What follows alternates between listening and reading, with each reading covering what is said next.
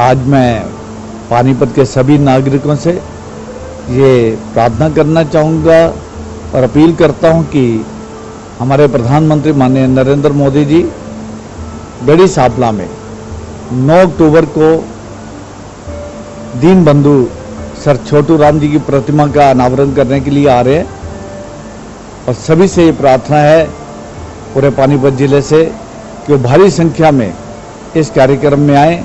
ये एक मान और सम्मान है सर छोटू राम जी का। सर छोटू राम जी किसी एक वर्ग के नेता नहीं थे, कहीं एक जाति के नेता नहीं थे, वो किसानों के मसीहा थे। उन्होंने हमेशा किसानों के लिए लड़ाई लड़ी और उनके हमेशा फायदे की बात की और आज उन्हीं को मान सम्मान देने के लिए माननीय प्रधानमंत्री जी जब 9 अक्टूबर को गढ़ी सांपला में आए तो आप भारी संख्या में पहुंच के इसके भागीदार बने। मेरी आपसे यही प्रार्थना है।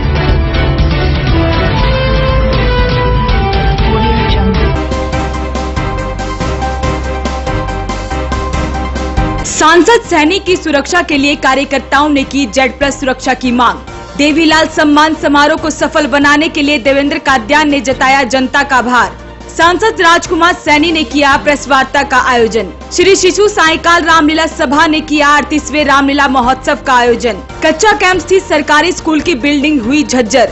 स्कूल में कई बार हो चुके हैं हादसे। Sponsored by fashion gallery, Panipat में मोबाइल का सबसे बड़ा शोरूम। अब बजाज और कैपिटल का कार्ड लाएं और कोई भी मोबाइल 0% डाउन पेमेंट पर घर ले जाएं। GT road opposite Palika Bazaar near Punjab National Bank Panipat. Phone 9813030600। This programme sponsor by Lord Shiva Enterprises, अपने आप में एक पहचान, near hotel West Panipat. Sponsor by Balaji Electronics, कोई भी प्रोडक्ट आसान किस्तों पर उपलब्ध। LG, Samsung, Godrej, Carrier, Daikin, authorised dealer. ASM RO all model available. Oppo, Vivo, Samsung, Apple mobile भी उपलब्ध। Phone 9812214543। GT road near Federal Bank Panipat. 0% finance भी उपलब्ध। Sponsored by master international, first time in Panipat, wireless CCTV camera. Master international, refinery bypass road, Batra colony, Panipat. नमस्कार, voice of Panipat में आप सभी का स्वागत है। इस वक्त आप देख रहे हैं वॉइस ऑफ पानीपत और मैं हूं आपके साथ सोनम।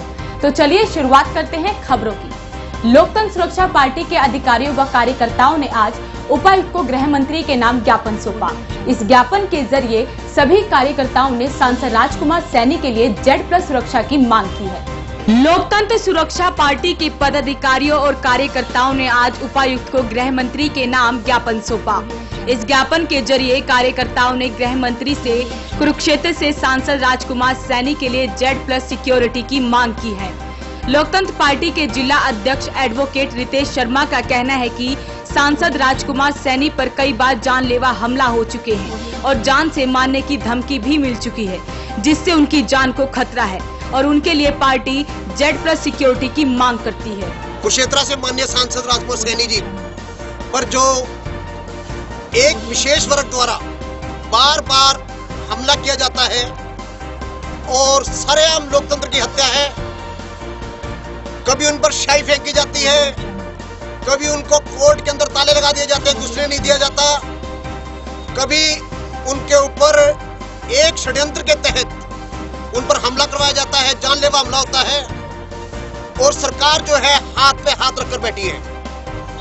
आज लोकतंत्र सुरक्षा पार्टी पानीपत के सभी पदाधिकारी व कार्यकर्ता आज DC पानीपत को गृह मंत्री भारत सरकार नई दिल्ली के नाम एक ज्ञापन सौंप रहे हैं कि क्या इस प्रदेश के अंदर जब एक माननीय सांसद भी सुरक्षित नहीं है, उस पर भी कातलाना हमला होता है और बार बार प्रदेश के अंदर लोकतंत्र की हत्या होती है और सरकार मूक दर्शक बनकर हाथ पर हाथ रखकर बैठी रहती है, तो उसकी कड़ी निंदा करते हुए आज हम सभी लोकतंत्र सुरक्षा पार्टी के पदाधिकारी कार्यकर्ता आरटी साहब को ज्ञापन देंगे। हम जो लोकतंत्र सुरक्षा पार्टी के सर्वेसर्वा राजकुमार सैनी जी के ऊपर जिस तरीके से प्लानिंग के तहत जानलेवा हमला किया गया था, उसी के तहत आए हैं कि सरकार को चेताया जाए कि उन्होंने अब तक पूरे सब संख्या में जो भारी संख्या में लोग आए थे सबको गिरफ्तार नहीं कर सके। कुछ ही चंद लोग हुए हैं उन्हें खिलाफ कोई अभी सख्त कार्रवाई नहीं हुई है। और हमारे एमपी साहब को Z+ सुरक्षा जो मिलनी थी वो अब तक नहीं प्रदान की गई है। हम इसी के लिए एकत्रित हुए हैं ताकि सरकार के कानों तक ये बात पहुंच जाए। देखिए, पिछले हफ्ते माननीय सांसद राजकुमार सैनी जो लोकतंत्र सुरक्षा पार्टी के राष्ट्रीय कन्वीनर हैं, उनके ऊपर एक घातक हमला किया गया और एक वो विशेष बरादरी के लोग थे जिन्होंने ये हमला किया, क्योंकि इन लोगों को ये बात हजम नहीं हो रही कि राजकुमार सैनी की गाड़ी जो है ना आज पूरी रफ्तार से चली हुई है और लोकतंत्र बचाओ अभियान को जो है ना वो जारी रखे हुए हैं। उनके ऊपर जो कातिलाना हमला हुआ उसके प्रति हम जो है ना आज गृह मंत्री भारत सरकार को ज्ञापन सौंपने आए हैं। उनको Z+ सुरक्षा प्रदान की जाए तथा साथ में जितने भी 60-70 वो आदमी थे उन सबको गिरफ्तार किया जाए, अन्यथा 10 दिन के बाद हम 10 दिन का अल्टीमेटम देंगे हरियाणा सरकार को। उसके बाद अगर हमारे विज्ञापन पर कार्रवाई नहीं होती तो उसके बाद हम कोई भी रोड, GT रोड या ब्रांच रोड, उसके ऊपर जो है ना धरना दे करके बैठेगा और उनको जाम कर देंगे। गोहाना में चौधरी देवीलाल के सम्मान दिवस समारोह के बाद इनेलो नेता उत्साहित हैं। वहीं इनेलो के नेताओं ने इस रैली को प्रदेश की राजनीति बदलने वाली रैली बताया। इनेलो नेता देवेंद्र काद्यान का कहना है कि गोहाना में जननायक चौधरी देवीलाल के 105वें जन्म दिवस पर आयोजित सम्मान दिवस रैली में इसराना के शहीद फिलिंग स्टेशन से वह 600 गाड़ियों के काफिले के साथ रवाना हुए थे।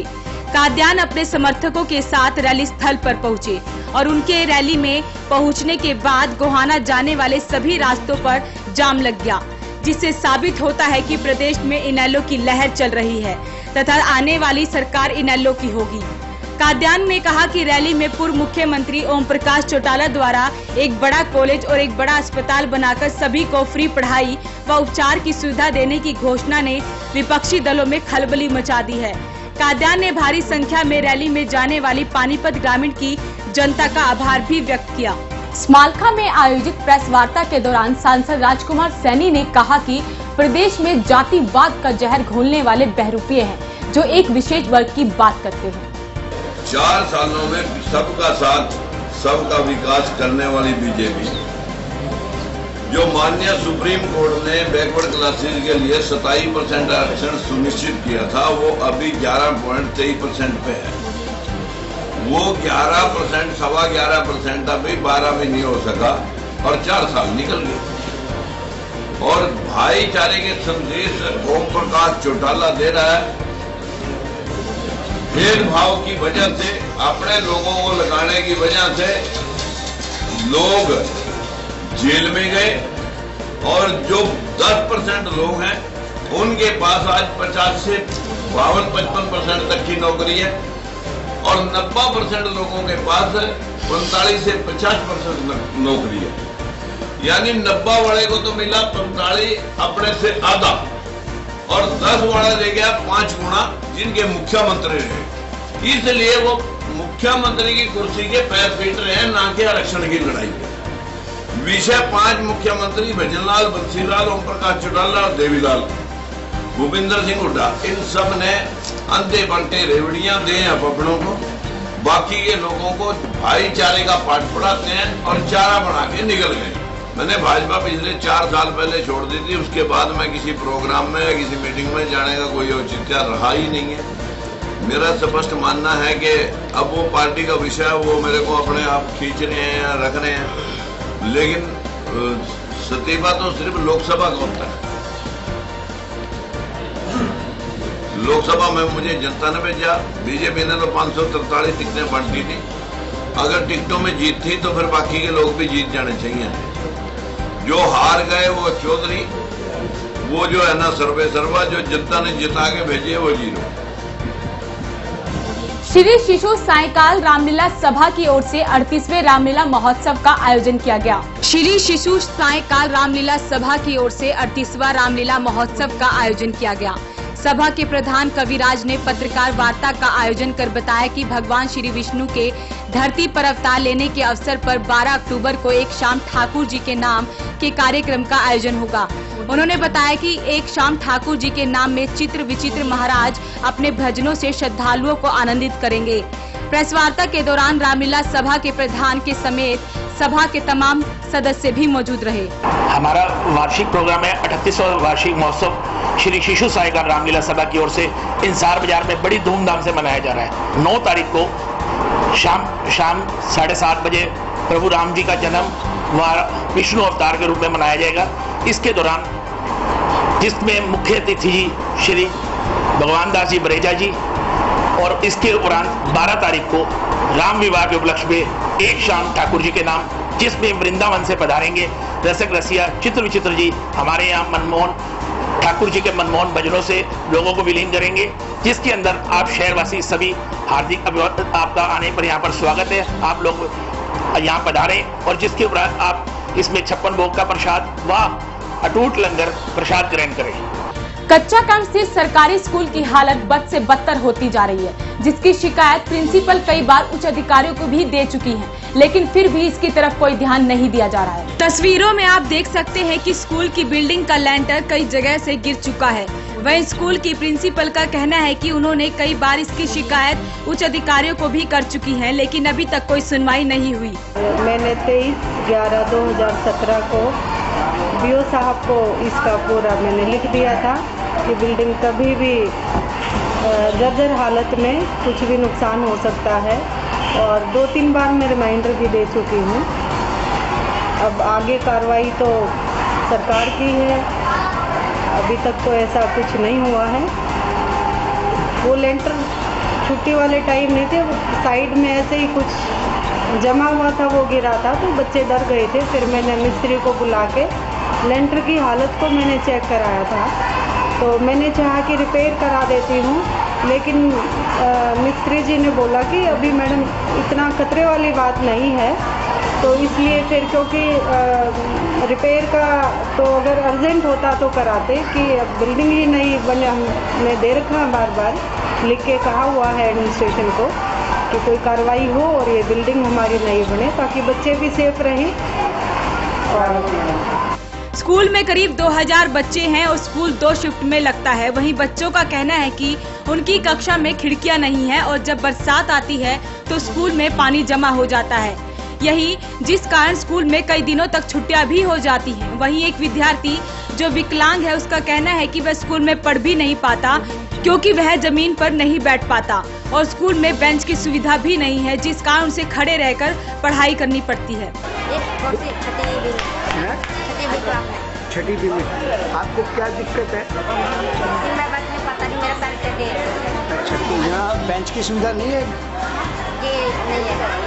मैं कच्चे कैंप में सरकारी स्कूल में 9वीं A की छात्रा हूँ, और हमारे स्कूल में जो नीचे रूम है उसके लेंटर को लेके हमारे लिए बहुत बड़ी समस्या है। पिछली बार लेंटर गिर चुका था और कई बच्चों को चोट लग चुकी थी, और स्कूल के खर्चे से बच्चों का इलाज तो करवाया गया था, पर ये पूर्ण रूप से इलाज नहीं है।